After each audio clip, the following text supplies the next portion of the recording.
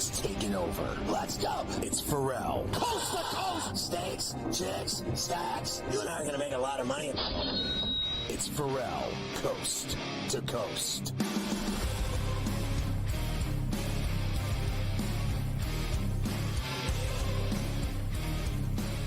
It's Ferrall on the bench, coast to coast, in the biggest way possible. Hanging out the bad seed, the bad apple with a bad attitude. We are live in New York City, the Big Apple. Ooh, people dressed in plastic bags, directing traffic, some kind of fashion shake-it-up, along with the Tutty and Tater King himself, the rights holder to the Sheet of Integrity, the founder of the ILC podcast.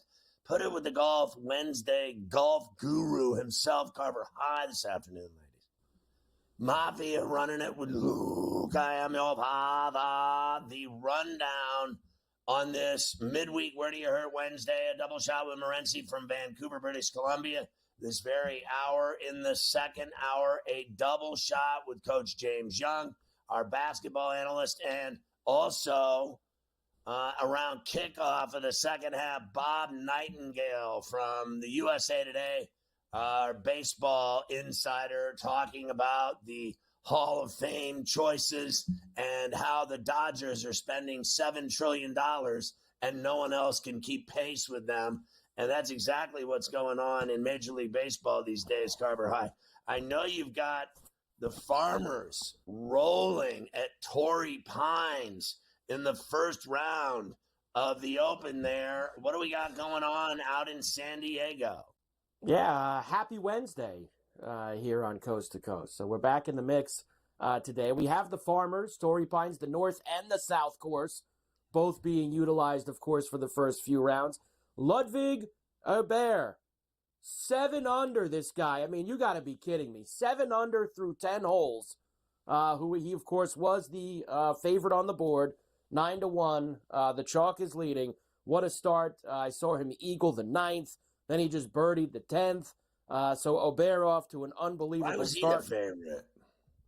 Well, I mean, I didn't disagree with him being the favorite. When you look at all the guys that were there, I'd say that Ludwig probably is deserving of that, considering the field. You had guys like Morikawa and Schauffele drop out. So I could see why they love Ludwig. The books love Ludwig. Everybody loves him. And you could see why today. Now, can he finish the job over the next 3.5 days? That is a whole nother story altogether that we shall see. Who's going to try to chase him? How about today? Manto Griffin, Mac Meisner, Joel Damon in again. He was there first round last week too, right? Joel Damon was hanging around. He's 3 under. Siwoo Kim, Jaeger bombs at 3 under. That's Cam's got him. Matsuyama's 3 under. Lots of guys at 3 under, but they're all looking up at Ludwig right now. Nice start for Finau. Birdied the first hole, and then he bogeyed since, so he's sitting at even at T71. You know how much we love Tony this week out at Torrey Pines. So we'll keep our eye on the golf, Scotty, on a Wednesday. As instead of making the bets, we are watching the bets. Is it on? It's on TV too. You can actually watch it. They actually just started the coverage on Golf Channel right now at 3 o'clock East. So you can actually watch, as I'm seeing all your buddies, Frank Nobilo out there now taking care of business. Knobloch? Boy, it's Steve Sands and Nobilo there at the desk at Torrey Pines. All right, we do have a lot of football stuff that's happened in the past couple of hours in terms of breaking news and otherwise. Off the playoff side of things, the Jets have officially hired Aaron Glenn as their new head coach. We told you yesterday he was there for an interview, said they weren't going to let him leave the building. They let him leave, but they had a deal in place when he did. So he will be the new head coach of the Jets, of course, former Jet player, drafted by the Jets way back in the day. So he'll be the new head guy. This just happened for like 5 minutes ago. The Jaguars and general manager Trent Baalke part ways. That means he was chopped. Why don't you just get down to what it really is? Chopped is what he was. I guess, Scotty, the 600 guys that they've interviewed for the head coaching position almost have told Shad Khan, yeah, we don't want to work with this guy. Get him out of here. Yeah, apparently. So he'd been there for a while, and now he's gone. And I think more significantly, the Glenn hiring in New York is, on the surface, to me, a good hire for the Green. I really believe that. Here's a guy that has been paying his dues. He's done a great job in Detroit, no doubt about it. And then, he's a Jet. Like, there was potential for him to go to New Orleans. I said yesterday to you that I think that, I've said for a couple of weeks, I think he's going to the Jets. And now he goes to the Jets. And I think it's a better job. I think they are a better team. I think they have a bizarre owner, and his family, I think, is kind of strange what he'll have to deal with. But, in all likelihood, he's just going to coach football and handle his business. I think they've made a good choice. And I don't think they've made a good choice for that job in 15 years. I really don't. And I think that finally they've done something right. And I actually believe this guy has a shot to turn the Jets around. I think they have been a morbid franchise, terrible, bad luck, you name it, whatever you want to put a stamp on them, go ahead, because they are easy to mock. But they have talent, and now they have someone that can actually coach. Like, I never bought into Robert Saleh. I think that he is a decent defensive coordinator. But I think that this guy, Glenn, has a chance to take the next step and prove that he can be a head coach. We'll see in due time.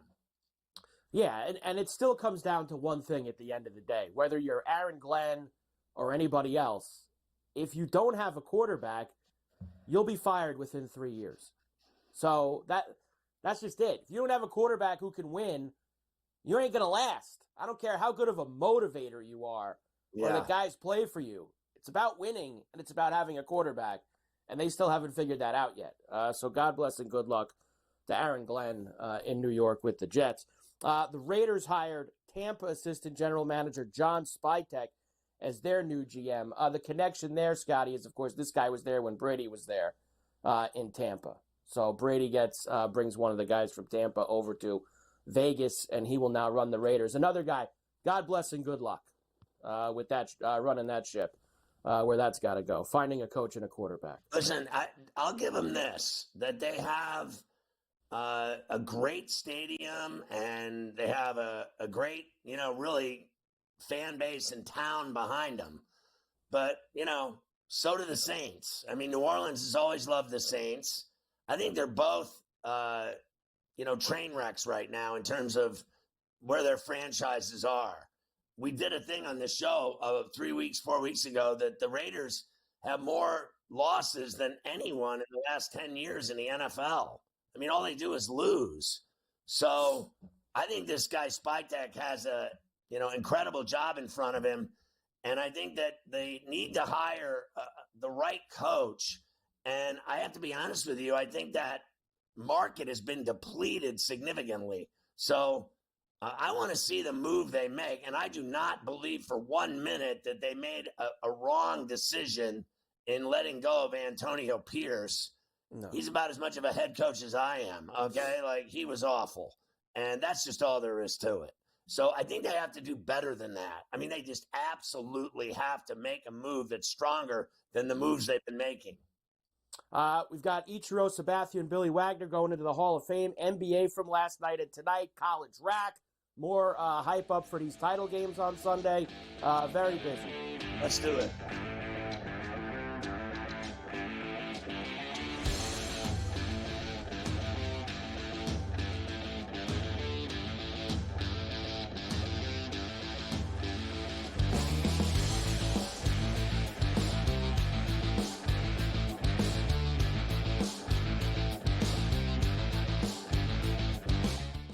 So my team didn't win this weekend, but I still did with this app that's taking over the game. Sports Millions Pick'em lets you make quick and easy predictions. Pick your favorite players, go higher or lower, and you can still win big even if your team loses. Plus, the multiplier is insane. With just a few picks, you can win big money.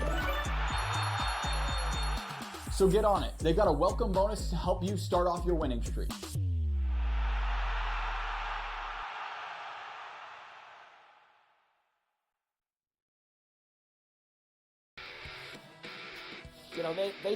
they have a lot of hopes, and they thought last year they were turning the corner. Even early this year, they start turning the corner a little, and then you lose 13 games in a row. Edmonton chipped away, got a late goal, won the game 4-3. I felt like they dominated the third period. They moved the puck on that power play. It was an exceptional hockey game. It went over the total. Only on SportsGrid. The two guys that can do it all. Too much electricity this morning. This is a good time. We're having a lot of fun. I had to do a triple take. Ka-ching! Why? Because it's parody. I didn't mean to offend. Yeah, it's not going to happen. Load management is a dirty word. Let him rip. You know what? Circumstances provide the results. What? How do you do this one? Oh, Donnie, you got such a good show there. A network that is booming. The Early Line. Only on SportsGrid. There is going to be an energy to game time decisions that you will feel night in and night out. We're going to go through every single thing, and I've got a great team behind me that's going to help me get the job done. I want this to be the place that people come to. We are going to hit every single one of those markets that you need to know about. There is not going to be a better place, I promise you, than Game Time Decisions. We will have everything at our disposal, and we will use that to our advantage. I'm Kevin Walsh. Tune into Game Time Decisions from 6 to 8 p.m. Eastern on SportsGrid. Your gut says Miami is going to win, and you should take the over. Your gut also said your NFT selfies would only go up in value. They didn't. But your head is on SportsGrid and knows the QB is in concussion protocol. The backup has a 45 QBR against zone coverage. The New York D has the most sacks in the league. So yeah, trust your head. It's smarter to be on SportsGrid.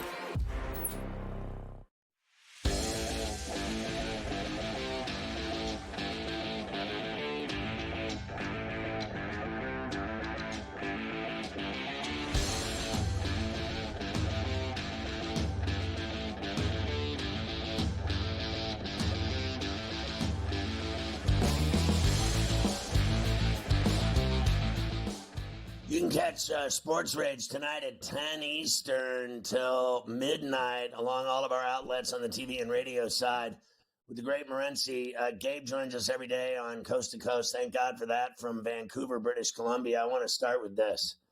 So, and listen, I'm not naive to how bad the Pirates are. Fair enough, right? Like I already know, but they have Skeens and nothing else. And then in 4 years, he'll be going to play for the Yankees or someone, Dodgers, whoever. They never keep any good players. Their payrolls, $79 million. I see the Dodgers, allegedly the payroll's at $380 million. If that's true, so be it. If it's not, it's somewhere near there. And then, I think people have been seeing over the last several days and weeks that they've literally almost signed every star player in baseball, and they re-signed all their players, even Teoscar, and they went out and got the Japanese phenom. I mean, they get everyone and everything. And I know you're a Dodger fan, and that's neither here nor there. I respect your fandom with the Dodgers. The question is, what's happening to baseball when one team gets everything they want and spends all this money, and nobody else can even compete with them now? I mean, not even the Yankees. I mean, I guess the Mets can compete with them fiscally with Cohen, but it can't be good for baseball when I see one team at 380 and I see a team at 79 million. They have no chance whatsoever. They might as well, kick the can already. The season's over. Hasn't even started yet. But the problem, Scott, isn't the teams that want to spend money. It's the teams that don't want to spend money in Major League Baseball. That's a bigger problem than teams that want to spend money. And, that's the Dodgers and the financials of baseball are two different stories. Because, honestly, if you want to look at the Dodgers, Teoscar Hernandez signed for like $22 million a year, bro. So he was a free agent for like a month, and nobody stepped up and offered him more than 22. Like, the Dodgers didn't even pay him that much, bro. They paid him like $67 million, Scott, for 3 years, bro. You know what I mean? So it's not like they came in with some crazy offer. They said, go see what the market says, and nobody paid him.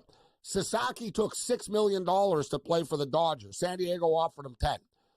Toronto offered him 9, right? So it's not just a case of money. If you build a winning culture and you have a good organization, winning players and championship caliber players are going to want to be part of it.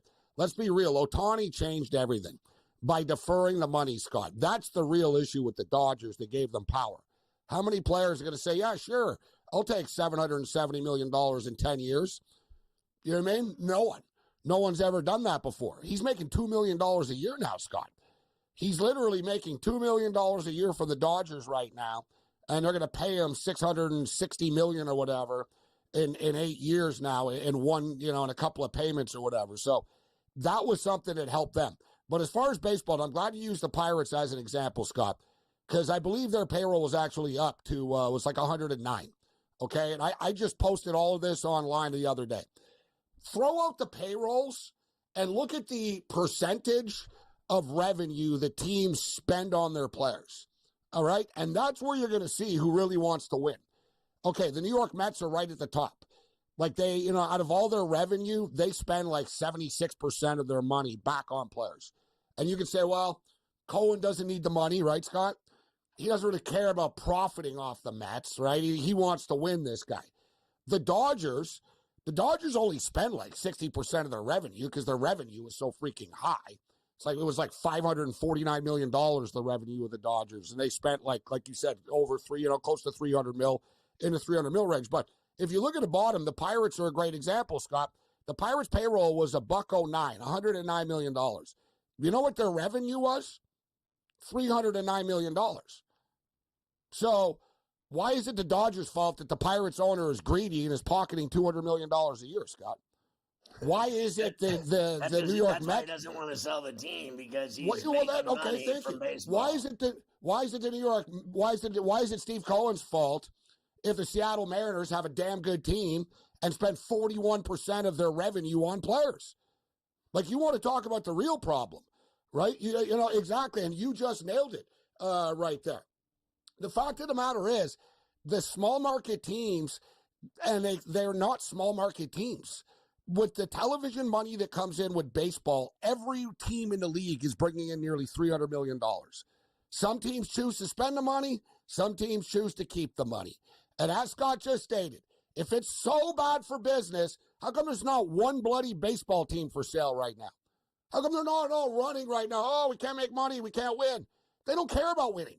They're making $200 and $150 million a year. I posted this. We talked about this for like an hour online the other day. It's so misguided. The fact of the matter is, guys, there's 15 teams in baseball that are trying. Like, really. And you can really get into about 10 or 12. Like, honestly, there is a pocket of teams that try to win, and they spend money. And you can look at the amount of revenue that they spend on players as far as the money that's coming in. And then you've got the other 15 that are all literally making like $180 to $250 million a year by not trying, Scott. So that's why there'll never be a salary cap, because these owners would suddenly have to spend money, right? They can bitch all they want. You spend $109 million and you keep $200. What do you expect? So Lee Hamilton, the legendary hacksaw from San Diego, you know who that is. He did a story about the Padres that they have all these issues, and one of them is fiscal. They have a fiscal issue now in San Diego. Now, they have been trying to keep up with the Joneses the last couple of years. They might have overspent on their credit cards, Scott, right? It caught up to them a little bit because of the market. They're not spending money now, and isn't that concerning, because they're the team that, remember, the Dodgers said that was our World Series playing the Padres. I don't think they can dance with them anymore. You know what the problem with San Diego is, and I like seeing them do well, Scott. It motivates the Dodgers. Business is good. In a competitive world, what do you see across the street from a gas station?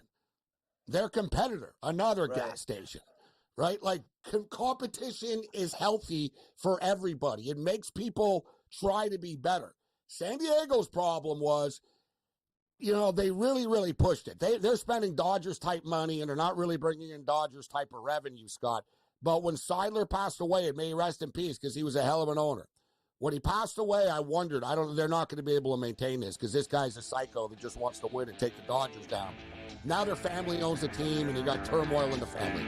So now.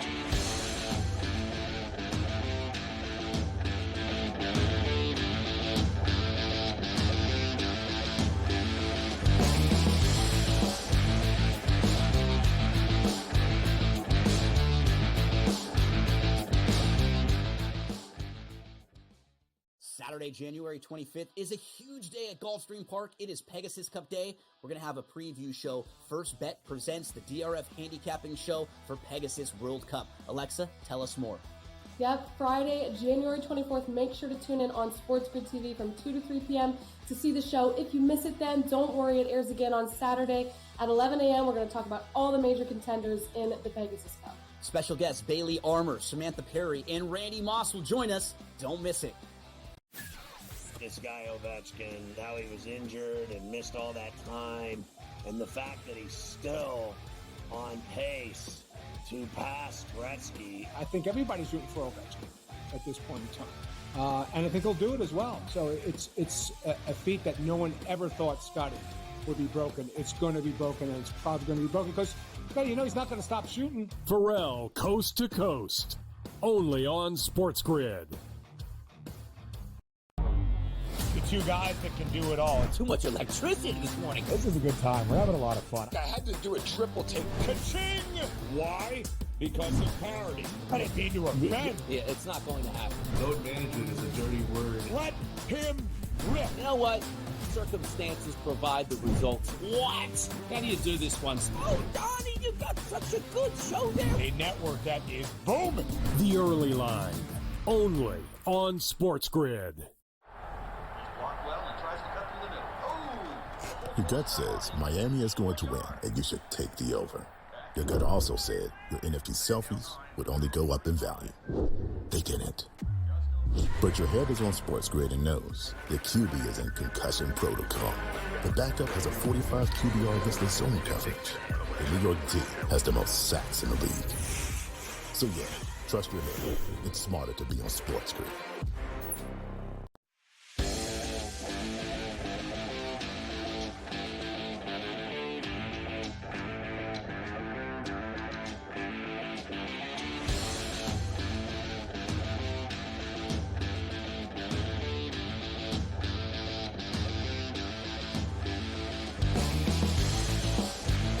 Talking to Morency, and we do it every day, a double shot from British Columbia on C2C. We're in New York. So I want to shift to the AFC title game. I'm so fascinated by it. I want to go with this. This is, 4 times now that these two have met in this game, in this title game. And it's just it's an annual occurrence almost. We've talked about, the Ravens are the other team, and they've had their whacks, and they lost. And now, Allen's got his whacks, and he's lost. What do you think the problem is of getting over the hump against this team? Because, frankly, I don't feel like they're, as great as they were, to be honest with you. I think their defense has been really good. I think, for the most part, that's their bragging right. But overall, for me, the Bills are more exciting. They're more exciting offensively. I think Allen's more exciting this year at quarterback. What do they got to do to finally beat this team? Because every time they play them in the playoffs, they lose to them. They weren't ready before, and it was a little while ago. They've lost in different circumstances, and every time it's a shoulda, coulda, woulda. The first time they played, it was the wild overtime game. Right, when Gabriel Davis had 4 touchdown catches or whatever, Josh Allen went off, and they ended up losing in overtime, and they changed the overtime rules after that. Then they played in the playoffs 2 years after that, and the Bills were up, and with they scored late. Looked like they were fine. They were going to knock the Chiefs off, and with 13 seconds left, the Bills screwed it up, kicked it off. One play later, boom, field goal. Rest is history. Last year. It's easy to forget sort of last year. Last year, dude, it was 27-24, and Bass missed a field goal late. Would have sent the game to overtime. They probably would have found a way to lose. So the Bills, quite frankly, weren't ready yet. They didn't know how to win. They didn't know how to close it out. But, Scott, I can't help but think, kind of like you said, they played 3 times. I'm not saying Josh Allen is Michael Jordan, but it's very similar right now to the Pistons and the Bulls. Yeah. Right? At some point, you got to beat them. And it was the same thing. Michael Jordan didn't win a championship, guys, until 7 years into the NBA, right? And he kept losing in the playoffs. Then he couldn't get past the Pistons, who were the 2-time champions. And then they finally did, and he lit the world on fire. This is the same thing. This is the obstacle here right now. But I don't think the Bills are playing scared. I think this is their best opportunity, if ever. As you stated, this is a good KC team, a great KC team, but they're a beatable KC team. The NFL has clearly heard people's complaints about the officiating and the fact that it's Clete Blakeman doing the game, and the Chiefs are 5-6 straight up with Blakeman. All right, and they've got a great record with pretty much every ref. So the league went out of their way to shut people up and say, look, they don't win when Blakeman officiates. In fact, they're 5-6 straight up. All right, the 11 games he's officiated, they've only won 5 of them. And the Bills have actually done well with Blakeman before. So that'll silence people. I'm not overly concerned. As a Bills fan, I'm not like, I think we're going to get screwed by the refs. We're not the Houston Texans. And this is the conference championship game. The league won't mind if the Buffalo Bills make the Super Bowl. It'll be a nice story, and it's a big time. Bills Mafia is massive. Tickets will be super expensive, and the hype will be real. So I think the NFL doesn't care either way, really, at this point, who gets into the game, although I do think they screwed the Texans last week. But I'm not worried about the officiating, but I legitimately wanted this, Scott. It's one of those, be careful what you wish for. I always thought, you know what, bring it on. And I don't even care if it's in Kansas City. I think the Buffalo Bills will beat them no matter where it is this year. We beat them earlier in the regular season. I think they can do it again on Sunday. All right, so respectfully, I'm looking right at it right now, the records against these refs, and it's 6-5. So they are one game over 554% with this guy, Clete Blakeman. But it's the closest thing to fair of any ref literally in the league. Like, no one is even close to Blakeman when it comes to, reffing Chiefs games fairly. So here's my question. 3 times in the past, teams have gone in as back-to-back champs and gone for 3 and failed. This will be the 4th team that's trying to go win 3 in a row, and none of the others have ever succeeded.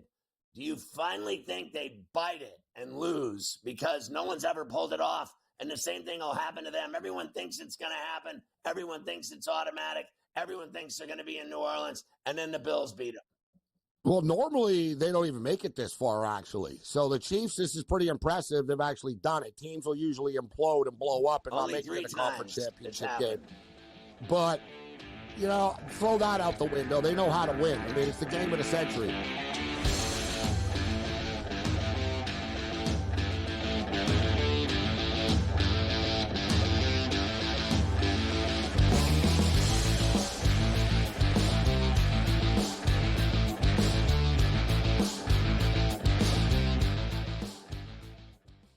Saturday, January 25th is a huge day at Gulfstream Park. It is Pegasus Cup Day. We're going to have a preview show. First Bet presents the DRF handicapping show for Pegasus World Cup. Alexa, tell us more.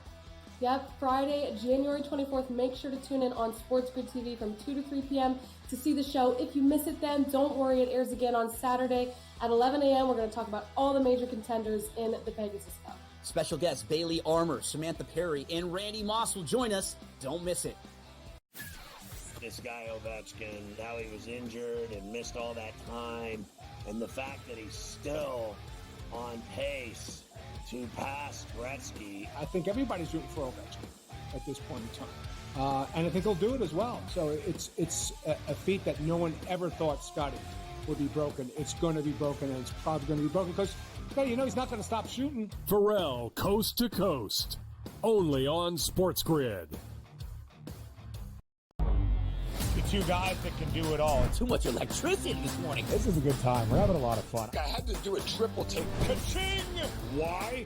Because it's parody. I didn't mean to offend. Yeah, it's not going to happen. Load management is a dirty word. Let him rip. You know what? Circumstances provide the results. What? How do you do this one? Oh, Donnie, you got such a good show there. A network that is booming. The early line, only on SportsGrid. Your gut says Miami is going to win, and you should take the over.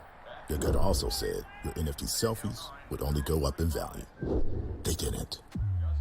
But your head is on SportsGrid and knows the QB is in concussion protocol. The backup has a 45 QBR against the zone coverage. The New York D has the most sacks in the league. So yeah, trust your head. It's smarter to be on SportsGrid.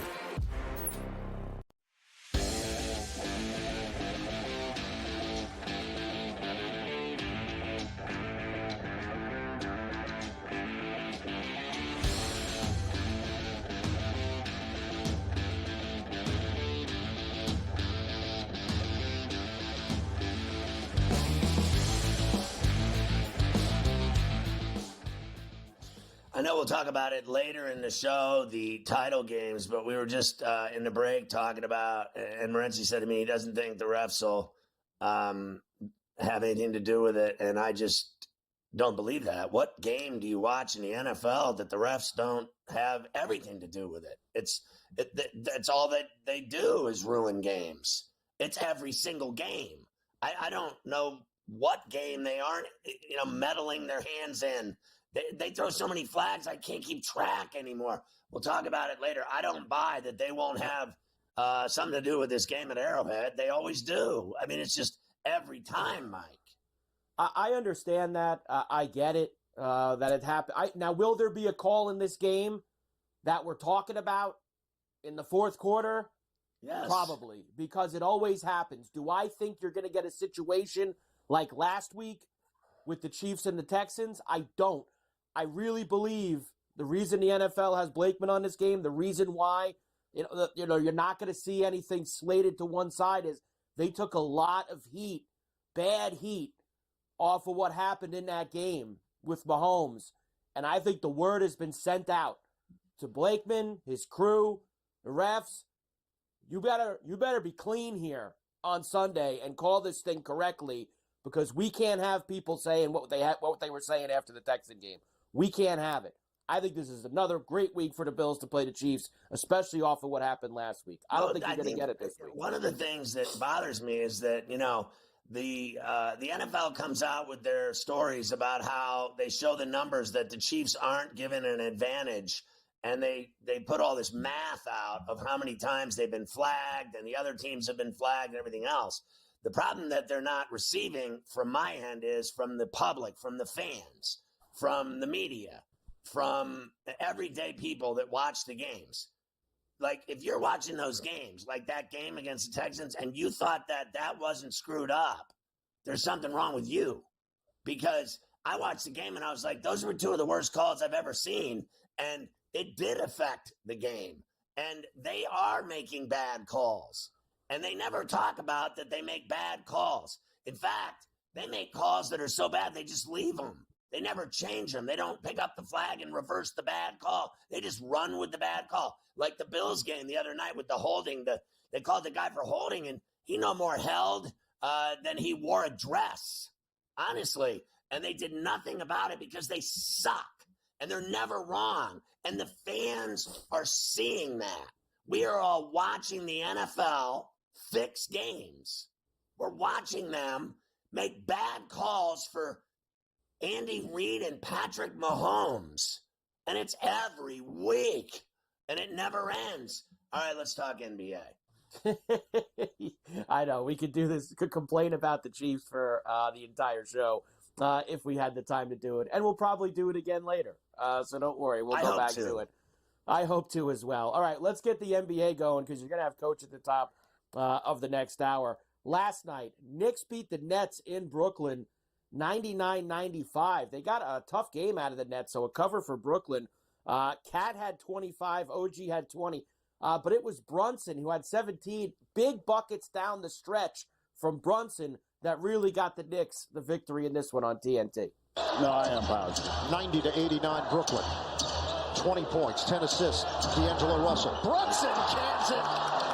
Big bucket to put the Knicks up by 1. Hart with the rebound. Get it ahead. Brunson drives and scores. Brunson one-on-one with Keon Johnson. Towns comes out to help with a screen. Brunson, step back. Got it. I thought, Towns had the best game, but Brunson's the guy that's, for my money, the guy that finishes games off. He's their clutch gene. He's the guy that, in my view, hits all the big buckets that matter in the biggest games. The one concern I have about them, and I'll talk to Coach about it, is their depth. I think they have a really good 5, and I think they can run with anybody. But when you only have 5 guys, like Deuce and Payne, to me, are their only, I think Deuce can shoot threes. Literally, that's his game. He shoots threes. And then I think Payne can play. I don't think he's the worst bench guy I've ever seen in my life. So I'd say they have 7 guys. And that's it. Like, I am not buying anyone else. This Sims guy's awful. He might as well be playing with me in the mornings. Honestly, their depth is a concern for me. And then you barely beat the Nets by 4. Now, I know there's an alleged rivalry between these two, but they stink. And you can barely beat them by 4. I don't care if the game's in Brooklyn or at the Garden. The Knicks should be 10, 12, automatic, 15 points better than the Nets. And they aren't. And it's because they don't have depth. That's it. Yeah. They have 5 guys that can play. Only 2 guys on the bench had double-digit minutes for the Knicks last night, which was Deuce and Precious. Those were the only 2 guys that had double-digit minutes. And he's average at best. And, yes. Payne can hit a 3. He's got that funky shot. But he's not the worst player I've ever seen. I think Achua is real average. Yes. I don't disagree with that. He is real average. Next, how about the Blazers last night? Beat the Heat 117-107. So Miami struggling a little bit, but Portland getting a win down in South Beach. Raptors beat Orlando 109-93. I believe you were on the Raptors last night. Do I remember that correctly? I think you did have the Raptors against Orlando. Maybe not. You were on the I went with Orlando, no. I hit some other games. I hit the Denver game, the Laker game. I thought the Magic would beat the Blazers, for Christ's sakes. Or they beat the Raptors. Poor effort by Orlando. Not a poor effort by the Nuggets, who you did have. 144-109, smashed the Sixers in Denver. Joker at it again, his 19th triple-double of the season on TNT. It's going this way. You don't know how much time the starters are going to get. Oh, there it is. Jokic up top for Gordon. His 10th assist, 25, 11, and 10. I mean, listen, when they get the Joker's automatic, but when they get Gordon and Porter and Murray going with them and Brown, they can be a really tough team again. And they have the same issues the Knicks have, in my opinion. They have 4 really good players. They never seem to be anymore on the floor at the same time, and these days. But the rest of the team, from 5 down the bench, is just pathetic. They used to be 9 deep, automatic, 10 deep. That's why they won a title. And then since then, all those guys left for money. They all left for bigger paydays, and they don't have a bench anymore. So I don't think they're going anywhere either. You can't win with 4 guys. Can't win with 4 guys. Lakers beat Washington 111-88. LeBron with 21, AD with 29. Big slam for LeBron here at Spectrum Sportsnet. Good rebound by Reeves. Hook pass. Oh! LeBron! Count it! LeBron, flex a little bit for me. Yeah, we know you're strong. I mean, he had a triple-double again with 13 dimes. I mean, haven't we gotten used to this yet? I mean, he's 40. He's been playing 20 years. We haven't gotten used to this. This is every night. Yeah, and that was after he did the cross-country flight to go watch Ohio State, right? He went to Atlanta, came back, still with the triple-double. You don't care about that because he flies in his own personal jet with a bed in it. So he probably got to sleep, nice red-eye coming home from there. So there you go. We'll come back, and I will give you a couple of other notes, and then we'll start to get into tonight's games. One game tonight already off the board. They're not going to play in New Orleans, Bucks and Pelicans, because of the snowstorm down there. So that game has been I told you scrapped. they were getting hit with a blizzard down in Bourbon Street. They're not used to that. They're not used to that.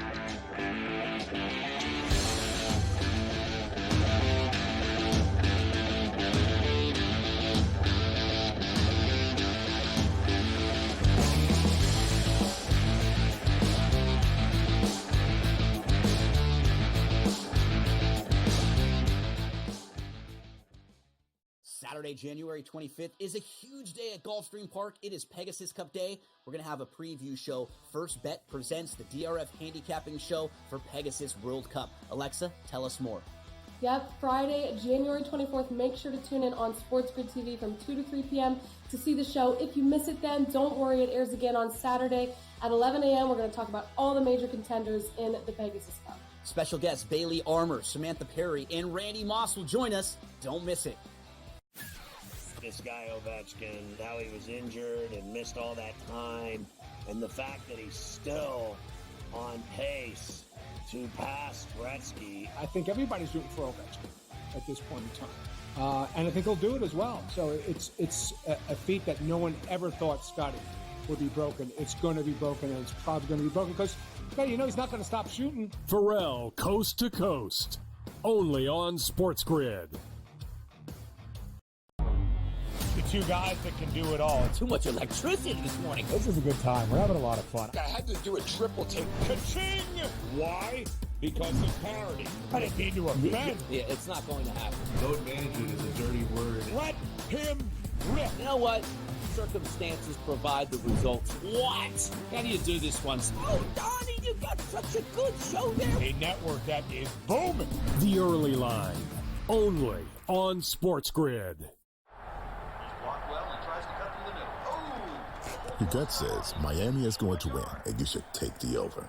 Your gut also said your NFT selfies would only go up in value. They didn't. But your head is on SportsGrid and knows the QB is in concussion protocol. The backup has a 45 QBR listed zone coverage. The New York D has the most sacks in the league. So yeah, trust your head. It's smarter to be on SportsGrid.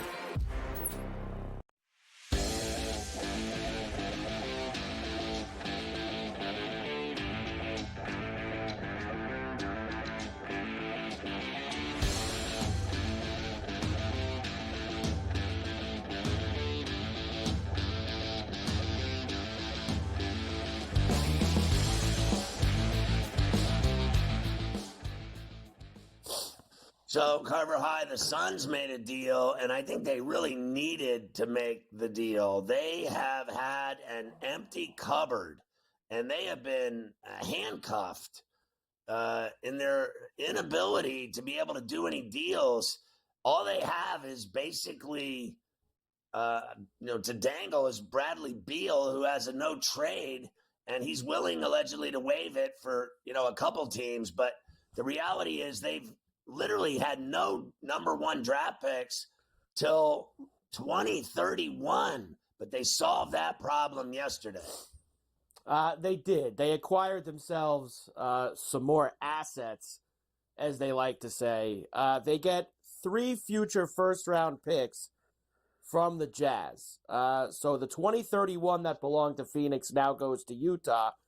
Utah sends Phoenix first-rounders in 25, 27, and 29. Now, all of those 3 of those picks have protections and exceptions attached to them, such as it's going to be the worst of the picks between Minnesota, Cleveland, and Utah because Utah got all these picks in the Gobert and Donovan Mitchell deals. That's why Utah has all these picks.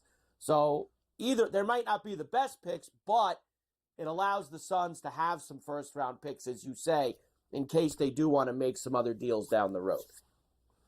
Yeah, I mean, like I said, when you have no picks, you have no hope. I mean, what are you going to do when everybody around you is drafting players and you can't make any moves? And, they remind me of the Nets. They put together this super team, and they have these 3 great players, and it's never worked. It's amazing to me that they have Durant, Booker, and Beal, and they rarely play together at the same time, just like when Irving, Harden, and Durant were with the Nets, right? And they couldn't ever get on the floor at the same time, and they could never win. It's the same thing all over again.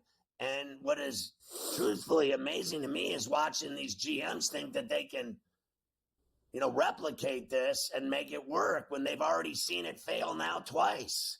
And then you're left with no picks and you have no leg to stand on, frankly. So I think they've dug their own grave in Phoenix, and at least they made a move to, get some picks in 25, 27, 29. Who cares about 2031 right now? When you only had that pick in 2031 and nothing else, they had to do something. And now I think the next step naturally is to trade Beal. And I know that people might ask, well, why would Utah do that? Why would Utah give up all these picks that they have? Because Utah already has way more than that. They had 3 first-rounders in all 3 of those years. So now they still have 2 first-rounders, and now they get a Sun pick in 31 with no protections. And that's a long time from now, Scotty. What if the Suns suck in 2030, 2031? Suddenly, you might have yourself like a top 5 pick or something like that. So you never know. When teams make these long-term asset investments, you never know what they could be down the road. So some future planning for Utah making a deal such as that. All right, here we go. You sent me this. Here we go. This week's NBA Power Rankings, according to people who think they know. That is at number 1, OKC. Number 2, Cleveland. Number 3, Houston. Number 4, Boston. Number 5, Memphis. According to people who think they know the power rankings.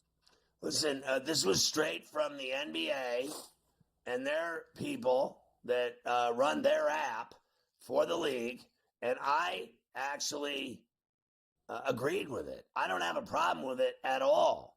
I think Boston has been lollygagging. I think that they play when they want to because they know how good they are.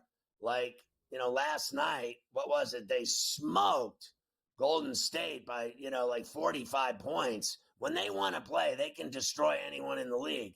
I still think they're the team in the East that'll come out of the East for the finals. And then I hate that, but it's reality. But I've said on a number of occasions on the show that the most exciting 2 teams in the NBA to watch are the last 2 weeks when we watched Oak City and Cleveland trade punches, once at the Rocket and once in OKC. And they split the games, and they both did their thing at home. And I think there's a legit rivalry brewing between these 2 teams. They're both loaded with talent, and I think Houston is the same. I think Houston has some of the best young players like Green. I think they have perhaps, literally, he could be the best coach in the NBA overall as a coach.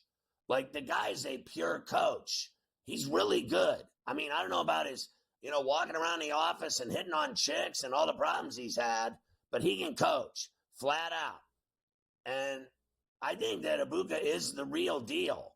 And with that talent, they mean business. With that Şengün, who can do it all, and I mean score, rebound, dish, defend, they are dangerous. And look, I think the Memphis Grizzlies are the same thing. They have Ja Morant. I think Edey's turning into the badass that I always said he would be in the NBA.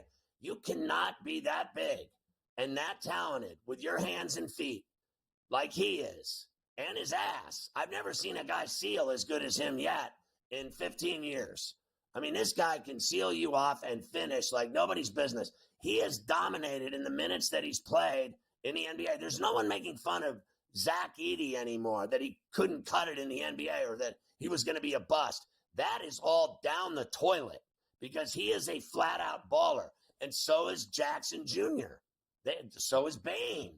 This is a really good team. And, I mean, I think the league looks really good right now. I don't have a problem with any of those 5 at all.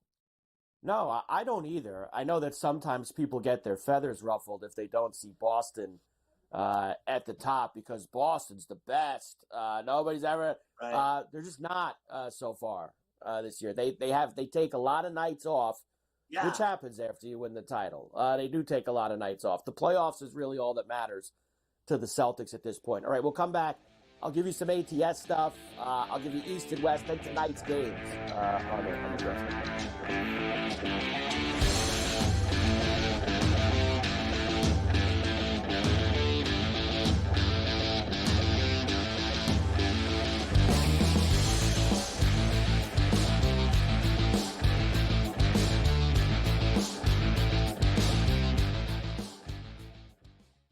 Saturday, January 25th is a huge day at Gulfstream Park. It is Pegasus Cup Day. We're going to have a preview show. First Bet presents the DRF handicapping show for Pegasus World Cup. Alexa, tell us more. Yep, Friday, January 24th. Make sure to tune in on SportsGrid TV from 2 to 3 p.m. to see the show. If you miss it then, don't worry. It airs again on Saturday at 11 a.m. We're going to talk about all the major contenders in the Pegasus Cup. Special guests Bailey Armour, Samantha Perry, and Randy Moss will join us. Don't miss it. This guy Ovechkin, how he was injured and missed all that time, and the fact that he's still on pace to pass Gretzky. I think everybody's rooting for Ovechkin at this point in time. And I think he'll do it as well. So it's a feat that no one ever thought Scotty would be broken. It's going to be broken, and it's probably going to be broken because, he's not going to stop shooting. Ferrall, coast to coast, only on SportsGrid. The two guys that can do it all. Too much electricity this morning. This is a good time. We're having a lot of fun. I had to do a triple take. Ka-ching! Why? Because it's parody. I didn't mean to offend. Yeah, it's not going to happen. No advantage is a dirty word. Let him rip. You know what? Circumstances provide the results. What? How do you do this one? Oh, Donnie, you got such a good show there. A network that is booming. The early line, only on SportsGrid. Your gut says Miami is going to win, and you should take the over. Your gut also said your NFT selfies would only go up in value. They didn't. But your head is on SportsGrid and knows the QB is in concussion protocol. The backup has a 45 QBR against the zone coverage. The New York D has the most sacks in the league. So yeah, trust your head. It's smarter to be on SportsGrid.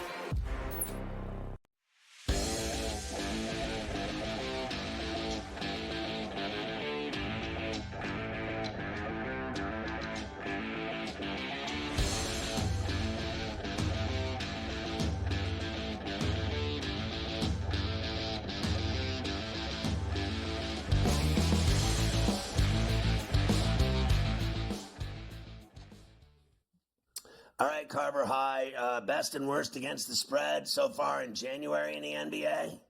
Yeah, figured we'd change it up this week. Instead of the whole season, we'll do, they gave you the January numbers. The Pacers, best this month, 8-1 against the spread in the month of January. Nuggets, Thunder, Hornets, and Kings. How about the Hornets? 5-1-1 against the number. Ball's been playing great. On the bad side, the Sixers after last night, 1-9-2. Mavs, Spurs, Heat, and Magic also on the bad list. I mean, that's stunning when you look at those bad teams in reality, right? When's the last time you've seen the Heat like this? And the Sixers have been this way all year. The Mavericks, I think it hit a wall with Luka going down. Kyrie went down. Kyrie's back now, but look what the damage was with the both of them being out. On the plus side, on the winning side, I'm not surprised at all. And the team that stands out to me has been the Sacramento Kings. Like, they have been playing some fantastic ball for the entire month. They've gotten themselves back 2 games over 500. They're back to 500 at home. They were awful. They were losing every game they played, and they weren't showing up. Then they fired Mike Brown, and then they let Christie take over. And since then, they've won like 11 of 12 games. And then you see some of the results right there. So that has been stunning to me. And really, I'm not that surprised. They were a really good team last year. Now they're a little bit different. There's no, Barnes. But I think that Sabonis is a lot like Şengün. He's just such a force every night. He's an automatic double-double. He has frequent triple-doubles, and he can really play, and so can Fox and Monk. So this is a team that's becoming dangerous again. Keep your eye on the Sacramento Kings. Overs and unders this week for the whole season. Cavs and Grizzlies and the Hawks still the most overs, with the Clippers, Hornets, Magic, Celtics, Warriors, and Bulls being on the downside, playing the unders. If you like to play the unders, those are your teams to go with there. So that's the overs and the unders. How about the Eastern Conference for you? Still the Celtics, plus 105. The Cavs have gotten a little closer. They're 3-1 now. and then the Knicks at 6-1. Everyone else 11-1 or longer there on the big board. Look, I got to be honest with you. I'm going to say it right now. At this point, Cleveland would beat the Knicks in a series. Now, I know that the Knicks beat the Cavs in the playoffs, and, I loved it. I enjoyed every minute of it. But that was a different team than this team. They had Randall. They had DiVincenzo. They were deeper. They had a better bench. They had Hartenstein. Don't get me started on what that loss of that player did to this team. Now they have Jericho Sims now backing up Cat Pounds, who is, day to day, every day. It's like, is he going to play? Is he not going to play? I won't deny that Cat Pounds is a really good player. But when you have no bench, to me, Cleveland is hands down better than the Knicks now. I think that if they played tomorrow in a series, the Cavs would win. And that's why they're ahead of the Knicks, flat out. They're deeper, they're better, they're younger, they're everything better than the Knicks. They really are. And I am not disagreeing with this at all. The Celtics are still head and shoulders in the East, the best team. When they want to play, they will destroy anyone. And it's, to me, Boston and Cleveland. And everything else is up in the air. Like, I don't buy the Bucks. I know how dangerous Giannis and Dame are, but they don't get it done, do they? Magic? I know how good Banchero and Franz Wagner is, but is anyone really betting on them to go deep? No. Philly sucks. They're not going deep, even though everyone thinks they are. Christ, the team that plays better than all those teams in that list right there is the Pacers. On the West, Thunder plus 115, Nuggets, Mavs, Grizzlies, T-Wolves. The Rockets, who we just had up on that power list, 17-1, the Rockets to win the West. I'll tell you what, if you ask me, it's the Thunder and the Grizzlies and Rockets, flat out. And I know those other teams, the Nuggets and the Mavs and the T-Wolves, get all the juice because they got all the star players, but they're all ISO players. Ann Edwards is he's the superstar on that team, and nobody else does jack.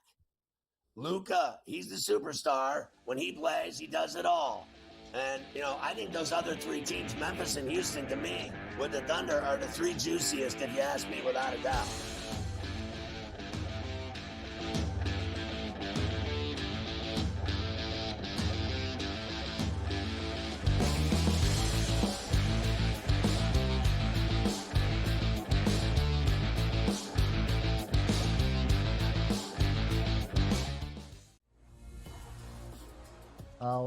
One of the weirdest nicknames I've heard in fighting. There's people have some strange nicknames at times, but the Lemon Killer. What do you even make of that? What is that about? I don't even know what that means, but I'm gonna squeeze him like a lemon on the day we fight, and he's gonna pop. Only on SportsGrid.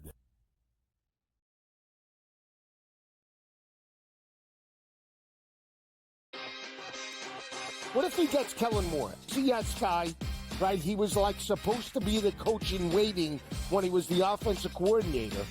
Is that enough? Does Jerry pull the trigger for that? Or does he pull the trigger for Dion? Mike McCarthy would have not let this play out this way unless he had a job. So I think McCarthy already has the New Orleans job. Game time decisions. Only on SportsGrid. Your gut says Miami is going to win, and you should take the over. Your gut also said your NFT selfies would only go up in value. They didn't. But your head is on SportsGrid and knows the QB is in concussion protocol. The backup has a 45 QBR against the zone coverage. The New York D has the most sacks in the league. So yeah, trust your head. It's smarter to be on SportsGrid. We all know MVPs don't win the Super Bowl. It's not about MVPs, man. The only MVP, fine. Win the MVP in the Super Bowl. Nobody cares about the MVP in the regular season besides people that bet on it, the actual player themselves, and their agent that's getting a cut of the bonus money. Other than that, who cares? What do you care who wins the MVP? Like I said, unless you bet on it. Right? If you bet on it, fine. Then I guess you care. Sports Rage tonight. only on SportsGrid.